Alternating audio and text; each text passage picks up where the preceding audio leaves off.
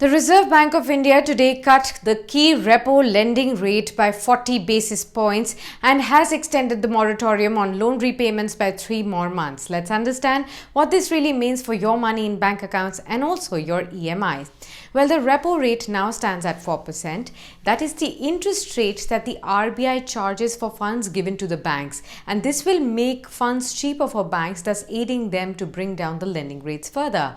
The reverse repo is the interest rate that the RBI offers to banks for funds parked with the central bank. That gets automatically adjusted to 3.35% from 3.75%. This will prompt banks to make available the funds for the productive sectors of the economy.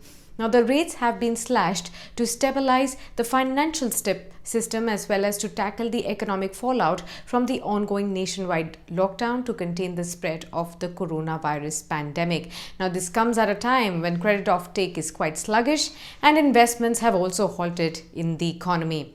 Now, this is expected to bring down the lending rates further and as well as the deposit rates, which actually means good news that your EMIs on home loans, auto loans, personal and term loans are expected to come down in the coming days. And bad news, as your interest rates on the savings accounts and also your deposits will go down too. The RBI on 27th of March had already slashed the repo rate by 75 basis points to stimulate growth, following which the banks had lowered their lending as well as the deposit rates. Banks are expected to lower these rates in a similar fashion now as well. Pensioners too will see their returns coming down because of this. Now, the Monetary Policy Committee has decided to continue with its accommodative policy stance, which actually means that the central bank is ready to ease monetary policy further to support the financial system.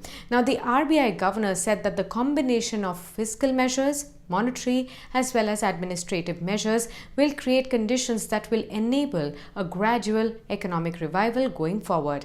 However, he also flagged concerns and risks of a negative growth print this year. Now, the RBI has also announced extension of moratorium on loan repayments by another 3 months until August 31st. Now, on March 27, the RBI had announced a 3-month moratorium till May 31st. That has now got extended. Now, this will help borrowers, especially corporates, which have halted production and are facing cash flow problems right now, to get more time to stabilize their operations and to restart their units. All borrowers, including home loan, term loans, and credit card outstandings, will also get the benefit of this extended moratorium. On the other hand, experts feel that this may really hurt banks further. In another significant measure, the RBI has also allowed borrowers and banks to convert the interest charges during the moratorium period from March 1st until August 31st into a term loan, which can be repaid by March 2021.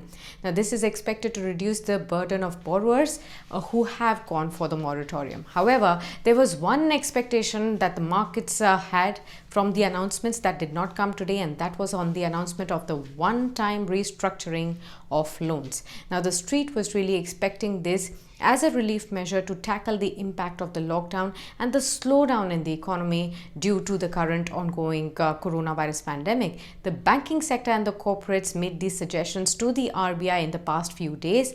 However, bankers now are still hopeful that one-time loan restructuring will be allowed later on.